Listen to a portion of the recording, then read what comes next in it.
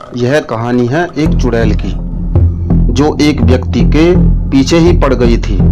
और हाँ, ये चुड़ैल उस व्यक्ति से बहुत कुछ दिल की बातें करती थी। इस चुड़ैल का तो यहाँ तक कहना था कि उसको उस व्यक्ति से प्यार हो गया है और वह सदा के लिए उसकी बनकर रहना चाहती है। पर क्या वह चुड़ैल उस व्यक्ति को अपना बना पाई? शायद यह कहानी इस रहस्य से पर्दा उठाएगी और एक चुड़ैल के प्रेम को, उसकी चाहत को बयां करेगी। हाँ, पर इतना ही नहीं, मैं बता दूं, यह कहानी मैंने उस व्यक्ति से सुनी है जिसके पीछे वह चुड़ैल पड़ गई थी। हाँ, मतलब प्यार में। एक दिन जब मैं उस व्यक्ति के पास बैठा, भूत प्रेतों के बारे में जानने के लिए बहुत ही उत्सुक था, तो उस व्यक्ति ने यह कहानी सुनाई। आप भी सुनिए और आनंद लीजिए। पर हाँ, डरना मना है।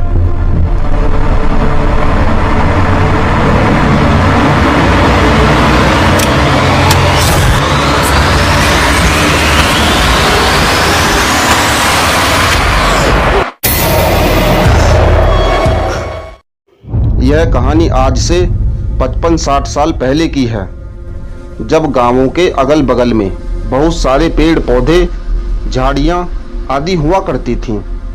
जगह जगह पर बांस के बगीचे, महुआ के बगीचे और आम के बगीचे आदि हुआ करते थे।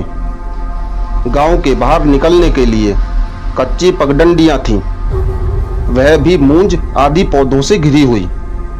ऐसे समय में भूत प्रेतों, चुड़ैलों का बहुत ही बोलबाला था। लोगों को इन अनसुलझी आत्माओं के डरावने अनुभव हुआ करते थे।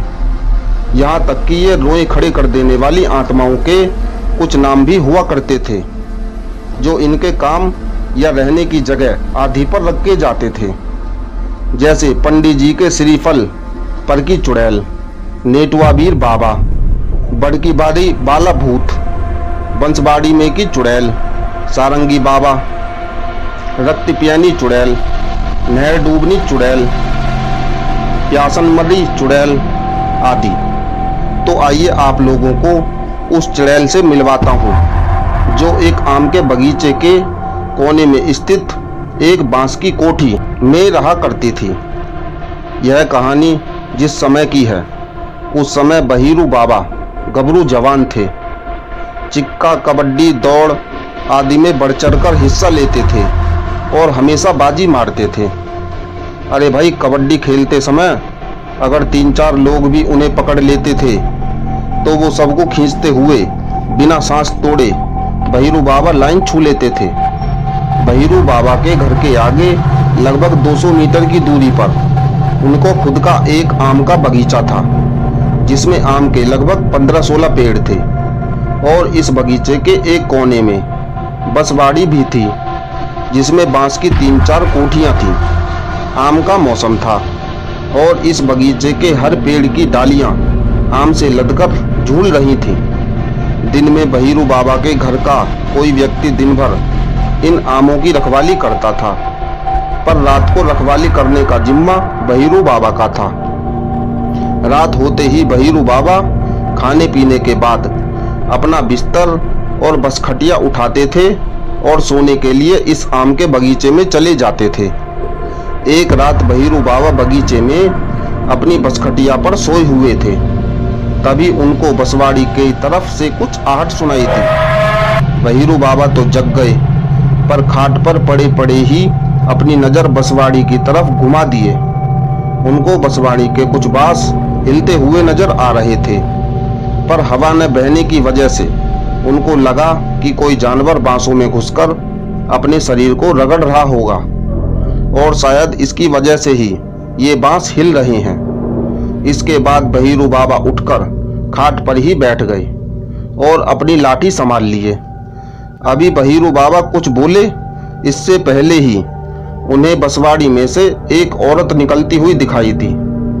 उस औरत को देखते ही बहिरू बाबा की सांसें तेज हो गई और वो सोचने लगे कि इतनी रात को कोई औरत इस बसवाड़ी में क्या कर रही है, जरूर कुछ गड़बड़ है। अभी वे कुछ सोच ही रहे थे कि वह औरत उनके पास आकर कुछ दूरी पर खड़ी हो गई। बहिरू बाबा तो हक्का बक्का थे, उनके मुंह से आवाज भी नहीं निकल रही थी, पर कैसे भी हिम्मत करके उन्होंने पूछा कि तुम कौन हो और इतनी रात को यहाँ क्यों आई हो।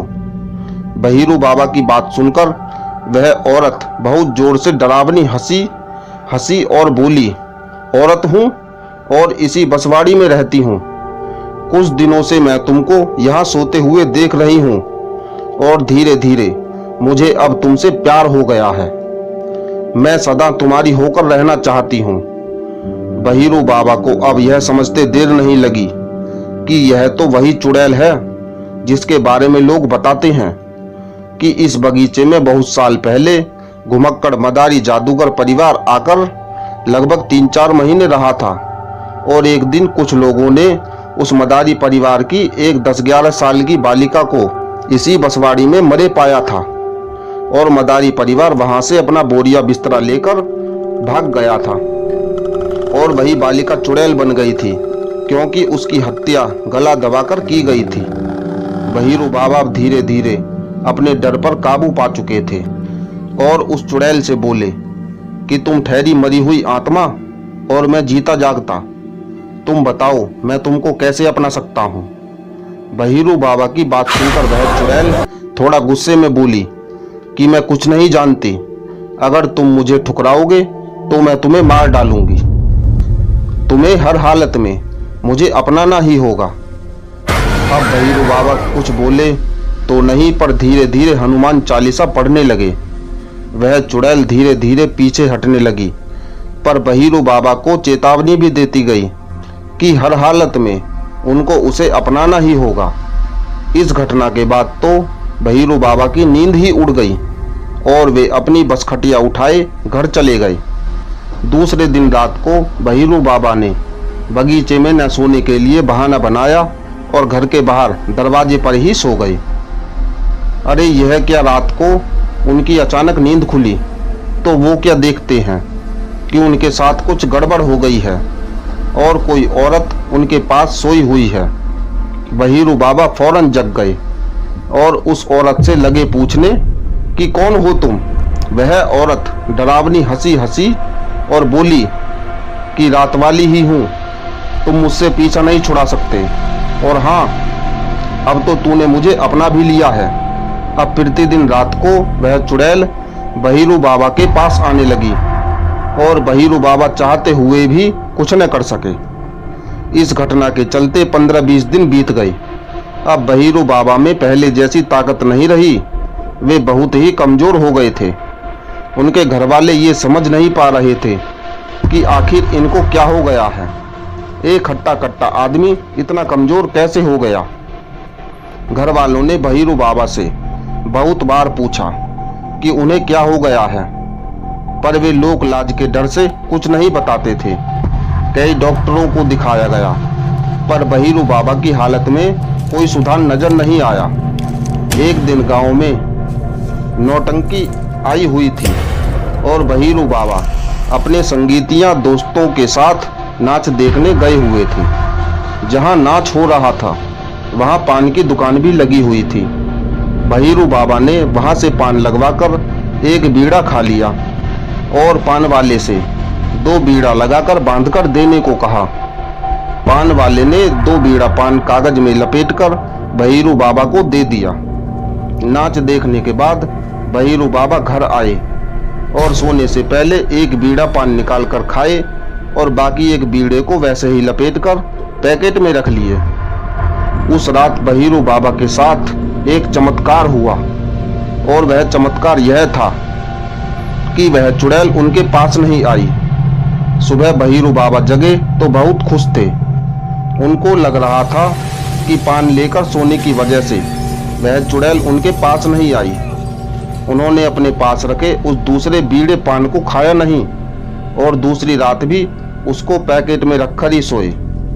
उस रात वह चुड़ैल तो आई, पर इनके खाट से कुछ दूर पर खड़ी होकर चिल्लाने लगी। बहिरू बाबा की नींद खुल गई और वे उठकर बैठ गए। उस चुड़ैल ने गुस्से में कहा कि तुम्हारे पैकेट में पान लपेटा जो कागज है उसको निकालकर फेंक दो। पर ऐसा करने से बहिरू बाबा ने मना कर दिया। लाख कोशिशों के बाद भी जब वह चुड़ैल अपने मकसद में कामयाब नहीं हुई तो रोते हुए उस बसवाड़ी की ओर चली गई। अब बहिरू बाबा को नींद नहीं आई। वे फौरन बैटरी जलाकर पान लपेटे उस कागज को देखने लगे। उनको यह देखकर बहुत विस्मय हुआ कि पान जिस कागज में लपेटा गया था वह कागज किसी अखबार का भाग था और उसमें हनुमान यंत्र बना हुआ था। अब बहिरू बाबा समझ चुके थे कि पान की वजह से नहीं बल्कि हनुमान जी की वजह से उन्हें इस दुष्ट चुड़ैल से छुटकारा मिल गया था। दूसरे दिन नहा धोकर बहिरू बाबा मंदिर गए और वहां से एक हनुमान का लॉकेट खरीदकर गले में धारण किए। और इतना ही नहीं, अब रात को सोते समय वे हमेशा हनुमान चालीसा का पाठ करते और हनुमान चालीसा को सिर के पास रखकर ही सोते। अब बहिरू बाबा फिर से भले चंगे हो गए थे और अब आम के बगीचे में भी सोना शुरू कर दिए थे। हाँ, पर वे जब भी अकेले सुनसान में उस बसवाड़ी की तरफ जाते थे तो उस चुड़ैल को रोता हुआ ही पाते थे। वह चुड़ैल बहिरू बाबा से अपने प्यार की भीख मांगते हुए गिड़गिड़ाती रहती थी।